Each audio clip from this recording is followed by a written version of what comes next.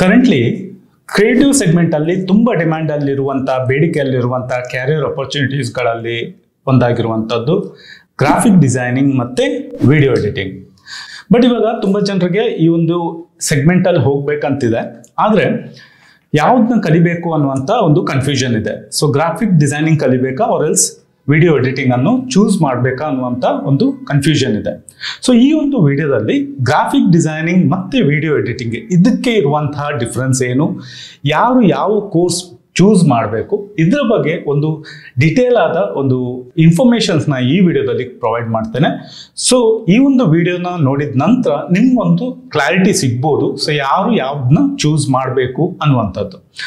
So first thing, ಇವಾಗ main ಡೆಫಿನೇಷನ್ಗೆ ಬರೋಣ. So graphic designing ಮತ್ತೆ ವಿಡಿಯೋ ಎಡಿಟಿಂಗ್ ಅಂದ್ರೆ ಏನು ಅನ್ನುವಂಥದ್ದು. ವಿಡಿಯೋ ಎಡಿಟಿಂಗ್ ಬಂದ್ಬಿಟ್ಟು ಯಾವುದೇ ಒಂದು ಬ್ರ್ಯಾಂಡಿಂಗ್ ನ ಮೋಷನ್ ಪ್ರಮೋಷನ್ಸ್ ಅನ್ನು ಕ್ರಿಯೇಟ್ ಮಾಡುವಂಥದ್ದು. ಸೊ ಎಕ್ಸಾಂಪಲ್ಗೆ ಹೇಳೋದಾದ್ರೆ ಶಾರ್ಟ್ಸ್, ರೀಲ್ಸ್, ಪ್ರಾಡಕ್ಟ್ ಪ್ರೆಸೆಂಟೇಷನ್ಸ್ ಇರ್ಬೋದು, ಯೂಟ್ಯೂಬ್. ಅದೇ ಗ್ರಾಫಿಕ್ ಡಿಸೈನಿಂಗ್ ಬಂದ್ಬಿಟ್ಟು ವಿಜುವಲ್ ಎಫೆಕ್ಟ್ಸ್ ಅನ್ನು ಕ್ರಿಯೇಟ್ ಮಾಡುತ್ತೆ. ಪ್ರಿಂಟೆಡ್ ಡಿಸೈನ್ಸ್ ಇರ್ಬೋದು, ಸೋಷಿಯಲ್ ಮೀಡಿಯಾ ಡಿಸೈನ್ಸ್ ಇರ್ಬೋದು. Printed designs like visiting card, brochure, flyers, packaging. Social media ಡಿಸೈನ್ಸ್ಗಳು ಆಗಿರುವಂತಹದ್ದು ಎಕ್ಸಾಂಪಲ್ಗೆ ಯೂಟ್ಯೂಬ್ ಥಂಬ್ನೇಲ್, ಇನ್ಸ್ಟಾಗ್ರಾಮ್ ಅಲ್ಲಿ ಬರುವಂತಹ ಆಡ್ಸ್ಗಳು, ಫೇಸ್ಬುಕ್ ಆಡ್ಸ್ಗಳು, ಇದೆಲ್ಲ ಸೋಷಿಯಲ್ ಮೀಡಿಯಾ ಡಿಸೈನ್ಸ್ಗಳು. ಯಾವುದು ಸ್ಟಿಲ್ ಆಗಿರುತ್ತೆ, ಯಾವುದು ಮೂವ್ ಆಗಲ್ಲ, ಇಂಥ ಡಿಸೈನ್ಸ್ಗಳನ್ನು ಮಾಡುವಂಥದ್ದು ಗ್ರಾಫಿಕ್ ಡಿಸೈನಿಂಗ್ ಆಗಿರುತ್ತೆ. ಸೊ ಗ್ರಾಫಿಕ್ ಡಿಸೈನಿಂಗ್ ಅಲ್ಲಿ ನಾವು ಮೇಜರ್ ಆಗಿ ಏನನ್ನು ಕಲಿತೇವೆ ಅನ್ನುವಂಥದ್ದು. ಸೊ ಗ್ರಾಫಿಕ್ ಡಿಸೈನಿಂಗ್ ಅಲ್ಲಿ ನಾವು ಮೇಜರ್ ಆಗಿ colour theory, typography, layouts, design ಪ್ರಿನ್ಸಿಪಲ್ಸ್ಗಳು, ಸೊ ಇದನ್ನ ಮೇಜರ್ ಆಗಿ ನಾವು ಕಲ್ತ್ರೆ, ವಿಡಿಯೋ ಎಡಿಟಿಂಗ್ ಅಲ್ಲಿ ನಾವು transitions, audio corrections, colour grading ಇಂಥದ್ನ ಮೇಜರ್ ಆಗಿ ನಾವು ಕಲಿತೇವೆ. ಸೊ ಗ್ರಾಫಿಕ್ ಡಿಸೈನಿಂಗ್ ಅಲ್ಲಿ ಮೇಜರ್ ಆಗಿ ಕಲಿಯುವಂತ ಟೂಲ್ಸ್ಗಳು ಬಂದ್ಬಿಟ್ಟು Photoshop, Illustrator, CorelDRAW, InDesign. So currently Canva ಇದೆ. ವೆರಸ್ ವಿಡಿಯೋ ಎಡಿಟಿಂಗ್ ಅಲ್ಲಿ ನಾವು ಮೇಜರ್ ಆಗಿ Premiere Pro, After Effects, Final Cut Pro, DaVinci ಇಂಥ ಸಾಫ್ಟ್ವೇರ್ಗಳನ್ನ ನಾವು ಮೇಜರ್ ಆಗಿ ಕಲಿತೇವೆ.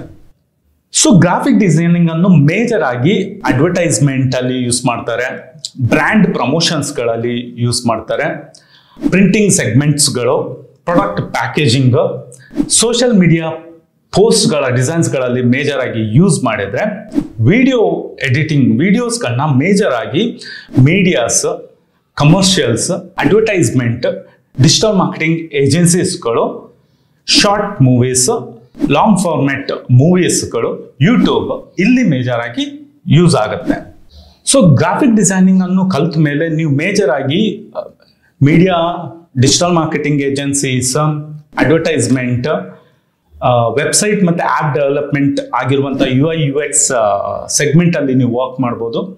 ಬ್ರ್ಯಾಂಡಿಂಗ್ ಮತ್ತೆ ಐಡೆಂಟಿಟಿ ಡಿಸೈನ್ ಅಲ್ಲಿ ಇದು ತುಂಬಾ ಕ್ರೂಷಿಯಲ್ ಆದ ಒಂದು ರೋಲ್ ಅನ್ನು ಪ್ಲೇ ಮಾಡುತ್ತೆ. ಸೊ ನೆಕ್ಸ್ಟ್ ಗ್ರಾಫಿಕ್ ಡಿಸೈನಿಂಗ್ ಅಲ್ಲಿ ಎಮರ್ಜಿಂಗ್ ಟ್ರೆಂಡ್ ಅಂತ ಹೇಳೋದಾದ್ರೆ ಮೇನ್ ಆಗಿ motion graphics, AI assist designs tools ಗಳು ಆಗಿರುವಂತ ಕ್ಯಾನ್ವಾ, ಅಡೋಬ್ ಫೈರ್ಫ್ಲೈ ಇದನ್ನ ಮೇಜರ್ ಆಗಿ ಕಲಿಬೇಕು. ಆಮೇಲೆ ಆಗ್ಮೆಂಟೆಡ್ ರಿಯಾಲಿಟಿ, 3D ಡಿಸೈನ್ಸ್ ಗಳಲ್ಲೂ ಗ್ರಾಫಿಕ್ ಡಿಸೈನಿಂಗ್ ನಲ್ಲಿ ಫ್ಯೂಚರ್ ಅಲ್ಲಿ ಸ್ಕೋಪ್ ಇರುವಂತ ಕೆಲವು ಸೆಗ್ಮೆಂಟ್ಸ್ ಗಳು. ಅದೇ ನೀವು ವಿಡಿಯೋ ಎಡಿಟರ್ ಆಗಿದ್ರೆ ನೀವು ಮೇಜರ್ ಆಗಿ ಯೂಟ್ಯೂಬ್ ಇನ್ಫ್ಲುಯೆನ್ಸರ್ಸ್ಗೆ ಆರ್ ಎಲ್ಸ್ ಸ್ಟ್ರೀಮರ್ಸ್ಗಳಿಗೆ ನೀವು ವರ್ಕ್ ಮಾಡ್ತಾ ಇರ್ತೀರಾ.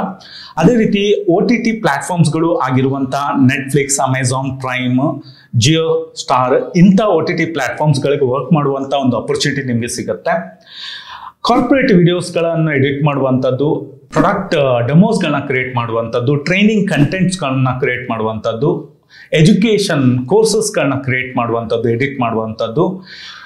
ಸೊ ಹೈ ಡಿಮ್ಯಾಂಡ್ ಅಲ್ಲಿ ಇರುವಂತದ್ದು ವಿಡಿಯೋ ಎಡಿಟಿಂಗ್ ಅಲ್ಲಿ ಹೈ ಡಿಮ್ಯಾಂಡ್ ಅಲ್ಲಿ ಇರುವಂತದ್ದು ರೀಲ್ಸ್, ಶಾರ್ಟ್ಸ್ ಗಳನ್ನ ಎಡಿಟ್ ಮಾಡುವಂತದ್ದು. ಇಲ್ಲಿ ಈ ಸೆಗ್ಮೆಂಟ್ ಗಳಲ್ಲಿ ನಿಮಗೆ ವರ್ಕ್ ಮಾಡುವ ಒಂದು ಅಪರ್ಚುನಿಟಿ ಇರುತ್ತೆ. ಸೊ ವಿಡಿಯೋ ಎಡಿಟಿಂಗ್ ಅಲ್ಲಿ ಎಮರ್ಜಿಂಗ್ ಟ್ರೆಂಡ್ ಅಂತ ನೋಡೋದಾದ್ರೆ ನೀವು ಮೇಜರ್ ಆಗಿ AI ವಿಡಿಯೋ ಎಡಿಟಿಂಗ್ ಟೂಲ್ಸ್ ಗಳನ್ನ ನೀವು ಕಲಿಬೇಕು. ಎಕ್ಸಾಂಪಲ್ಗೆ ರನ್ವೇ ಮತ್ತೆ ಪಿಕಾ ಅಂತ. ಆಮೇಲೆ ಫ್ಯೂಚರ್ ಸ್ಕೋಪ್ ಬಂದ್ಬಿಟ್ಟು 360 ಡಿಗ್ರಿ ವಿಡಿಯೋ ಮತ್ತೆ VR ಎಡಿಟಿಂಗ್ಗಳು ಅಲ್ಲಿ ಸ್ಕೋಪ್ ಇದೆ. ಲೈವ್ ಸ್ಟ್ರೀಮಿಂಗ್ ಎಡಿಟಿಂಗ್ ಅಲ್ಲೂ ತುಂಬಾ ರೀತಿಯಾದ ಸ್ಕೋಪ್ ಇದೆ. ಇವಾಗ ಯಾವುದೇ ಒಂದು ಪಾಡ್ಕಾಸ್ಟ್ ಇರ್ಬೋದು, ಇಲ್ಲದಿದ್ರೆ ಮ್ಯಾಚಸ್ ಇರ್ಬೋದು, ಯಾವ್ದು ಲೈವ್ ಆಗಿ ಸ್ಟ್ರೀಮಿಂಗ್ ಆಗ್ತಾ ಇರುತ್ತೆ ಅಲ್ಲಿ ಎಡಿಟಿಂಗ್ ಅನ್ನು ಮಾಡುವಂಥದ್ದು, ಇದಕ್ಕೆ ಸಹ ತುಂಬಾ ಸ್ಕೋಪ್ ಇದೆ. ಇವಾಗ ಗ್ರಾಫಿಕ್ ಡಿಸೈನಿಂಗ್ ಮತ್ತು ವಿಡಿಯೋ ಎಡಿಟಿಂಗ್ ಅಲ್ಲಿ ಯಾವುದು ಸ್ವಲ್ಪ ಕಲಿಯೋಕ್ಕೆ ಈಸಿ ಅಂತ ನೋಡೋದಾದ್ರೆ definitely graphic designing compare to video editing ಸ್ವಲ್ಪ ಈಸಿ ಅಂತ ಹೇಳ್ಬೋದು. ಯಾಕಂದ್ರೆ ನಾವು ಇಲ್ಲಿ ಮೇಜರ್ ಆಗಿ ಸ್ಟಿಲ್ ಇಮೇಜಸ್ ಮೇಲೆ ಎಡಿಟ್ ಮಾಡ್ತಾ ಇರ್ತೇವೆ. ವಿಡಿಯೋ ಎಡಿಟಿಂಗ್ ಅಲ್ಲಿ ನಾವು ತುಂಬಾ ರೀತಿ ಎಫೆಕ್ಟ್ಸ್ಗಳನ್ನ ಯೂಸ್ ಮಾಡಬೇಕಾಗತ್ತೆ, ಟ್ರಾನ್ಸಿಷನ್ಸ್ಗಳು, ಆಡಿಯೋ ಕರೆಕ್ಷನ್ಸ್ಗಳು, ಮತ್ತೆ ತುಂಬಾ ರೀತಿಯಾದ ಎಕ್ಸ್ಟರ್ನಲ್ ರಿಸೋರ್ಸಸ್ಗಳನ್ನ ನಾವು ಯೂಸ್ ಮಾಡಬೇಕಾಗತ್ತೆ, ಇಂಪೋರ್ಟ್ ಮಾಡಬೇಕಾಗತ್ತೆ ಎಫೆಕ್ಟ್ಸ್ಗಳನ್ನ ಕ್ರಿಯೇಟ್ ಮಾಡಲಿಕ್ಕೆ. ಆಮೇಲೆ ಕಾಂಬಿನೇಷನ್ ಆಫ್ ಸಾಫ್ಟ್ವೇರ್ಗಳನ್ನು ಯೂಸ್ ಮಾಡಬೇಕು. ಇವಾಗ ಎಕ್ಸಾಂಪಲ್ಗೆ ನೀವು ಆಡೋಬ್ ಅಪ್ಲಿಕೇಶನ್ಸ್ನ ಯೂಸ್ ಮಾಡ್ತಾ ಇರ್ತೀರ ಅಂತ ಹೇಳಿದ್ರೆ ನಿಮಗೆ ಆಡೋಬ್ ಪ್ರೀಮಿಯರ್ ಪ್ರೋನು ಗೊತ್ತಿರಬೇಕಾಗತ್ತೆ. ಅದ್ರ ಜೊತೆ ಆಡೋಬ್ ಆಫ್ಟರ್ ಎಫೆಕ್ಟ್ಸ್ನಲ್ಲಿ ಸಹ ನೀವು ಕೆಲವೊಮ್ಮೆ ವಿಡಿಯೋಸ್ಗಳನ್ನ ಎಡಿಟ್ ಮಾಡಬೇಕಾಗತ್ತೆ. ಈ ರೀತಿ ಮಲ್ಟಿಪಲ್ ಸಾಫ್ಟ್ವೇರ್ ಅಪ್ಲಿಕೇಶನ್ಸ್ಗಳಲ್ಲಿ ಕೆಲವೊಮ್ಮೆ ಎಡಿಟ್ ಮಾಡಬೇಕಾಗತ್ತೆ. ಸೊ ವಿಡಿಯೋ ಎಡಿಟಿಂಗ್ ಸ್ವಲ್ಪ ಟೈಮ್ ಕನ್ಸ್ಯೂಮಿಂಗ್ ಪ್ರಾಸೆಸ್ ಆಗಿರುತ್ತೆ ಕಂಪೇರ್ ಟು ಡಿಸೈನಿಂಗ್. ಇವಾಗ ಡಿಸೈನಿಂಗ್ ಅಲ್ಲಿ ನಮ್ಗೆ ಏನಾದರೂ ಒಂದು ಪೋಸ್ಟ್ಗಳನ್ನ ಡಿಸೈನ್ ಮಾಡ್ಬೇಕಂತ ಆದ್ರೆ ಮೇ ಬಿ ಒಂದು ಹಾಫ್ ಆನ್ ಅವರ್ ಅಲ್ಲಿ ನಾವು ಮಾಡಿ ಕೊಡ್ಬೋದು. ವೆರಸ್ ವಿಡಿಯೋಸ್ಗಳಲ್ಲಿ ಒಂದು ಶಾರ್ಟ್ಸ್ ರೀಲ್ಸ್ನ ಎಡಿಟ್ ಮಾಡ್ಬೇಕಂತ ಆದ್ರೆ ಇವನ್ ಒಬ್ಬ ಪ್ರೊಫೆಷನಲ್ಗೂ ಹಾಫ್ ಡೇ ಆದ್ರೂ ಬೇಕಾಗತ್ತೆ. So video editing compare to graphic designing ಸ್ವಲ್ಪ ಟೈಮ್ ತಗೊಳುತ್ತೆ ಎಡಿಟ್ ಮಾಡಲಿಕ್ಕೆ. ಸೊ ಇಲ್ಲಿ ಪೇಷನ್ಸ್ ತುಂಬಾ ಇಂಪಾರ್ಟೆಂಟ್ ಆಗುತ್ತೆ ವಿಡಿಯೋ ಎಡಿಟಿಂಗ್ ಅಲ್ಲಿ. ವಿಡಿಯೋ ಎಡಿಟಿಂಗ್ ಅಲ್ಲಿ ಸ್ವಲ್ಪ ಹೆವಿ ಸಾಫ್ಟ್ವೇರ್ಸ್ಗಳನ್ನ ಯೂಸ್ ಮಾಡ್ತೇವೆ. ಅದೇ ಕಂಪ್ಯೂಟರ್ಗೆ ಬಂದಾಗ ನಾವು ವಿಡಿಯೋ ಎಡಿಟಿಂಗ್ ಅಲ್ಲಿ ಸ್ವಲ್ಪ ಹೈ ಎಂಡ್ ಕಂಪ್ಯೂಟರ್ಸ್ಗಳನ್ನ ಯೂಸ್ ಮಾಡಬೇಕಾಗತ್ತೆ. ಸೊ ಗ್ರಾಫಿಕ್ ಡಿಸೈನಿಂಗ್ ಅಲ್ಲಿ ಬೇಸಿಕ್ ಕಂಪ್ಯೂಟರ್ ಸಾಕಾಗುತ್ತೆ. So 4GB RAM basic processor ಇಂದನೂ ನಾವು ಡಿಸೈನ್ಸ್ಗಳನ್ನ ಮಾಡ್ಬೋದು. ವೆರಾಸ್ ವಿಡಿಯೋ ಎಡಿಟಿಂಗ್ ಅಲ್ಲಿ ಸ್ವಲ್ಪ high end minimum 8GB RAM graphics card ಇರುವಂತಹ ಲ್ಯಾಪ್ಟಾಪ್ ಇಲ್ಲ ಡೆಸ್ಕ್ಟಾಪ್ ಕಂಪ್ಯೂಟರ್ಸ್ಗಳು ಬೇಕಾಗತ್ತೆ.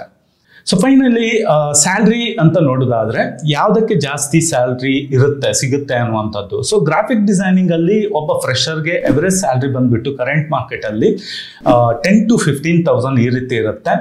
ಅದೇ ನಿಮಗೆ 1-2 years ಆ ರೀತಿ ಎಕ್ಸ್ಪೀರಿಯನ್ಸ್ ಆದ್ರೆ ನಿಮ್ಮ ಒಂದು ಸ್ಯಾಲ್ರಿ ಪ್ಯಾಕೇಜ್ ಬಂದ್ಬಿಟ್ಟು ಅರೌಂಡ್ 30,000 to 60,000 ತನಕನೂ ಹೋಗುತ್ತೆ. ಅದೇ ನಿಮಗೆ 5+ years ಎಕ್ಸ್ಪೀರಿಯನ್ಸ್ ಇದೆ ಅಂತ ಆದರೆ ನಿಮ್ಮ ಒಂದು ಸ್ಯಾಲ್ರಿ ಪ್ಯಾಕೇಜ್.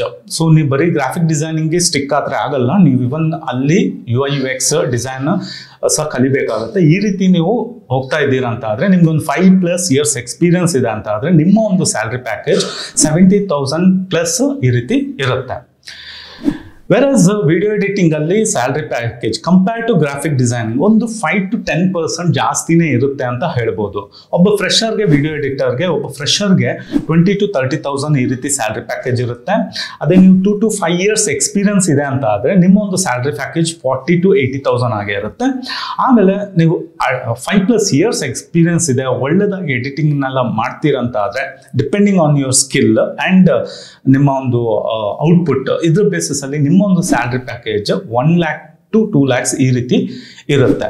ನೋಡಿ ಇಲ್ಲಿ ತುಂಬಾ ರೀತಿಯಾದ ಫ್ಯಾಕ್ಟರ್ಸ್ಗಳು ಬರುತ್ತೆ. ನೀವು ಎಲ್ಲಿ ವರ್ಕ್ ಮಾಡ್ತಾ ಇದ್ದೀರಾ, ಯಾವ ಆರ್ಗನೈಸೇಷನ್ಗೆ ವರ್ಕ್ ಮಾಡ್ತಾ ಇದ್ದೀರಾ, ಓಕೆ, ಆಮೇಲೆ ನಿಮ್ಮ ಒಂದು ಎಕ್ಸ್ಪೀರಿಯನ್ಸ್ ಏನು, ನಿಮ್ಮ ಒಂದು ಸ್ಕಿಲ್ ಸೆಟ್ ಏನು, ಸೊ ನೀವು AI ಟೂಲ್ಸ್ಗಳನ್ನೆಲ್ಲ ಯೂಸ್ ಮಾಡ್ತಾ ಇದ್ದೀರಾ, ಇದೆಲ್ಲ ಫ್ಯಾಕ್ಟರ್ಸ್ಗಳು ಬರುತ್ತೆ ಸ್ಯಾಲ್ರಿಗೆ ಬಂದಾಗ.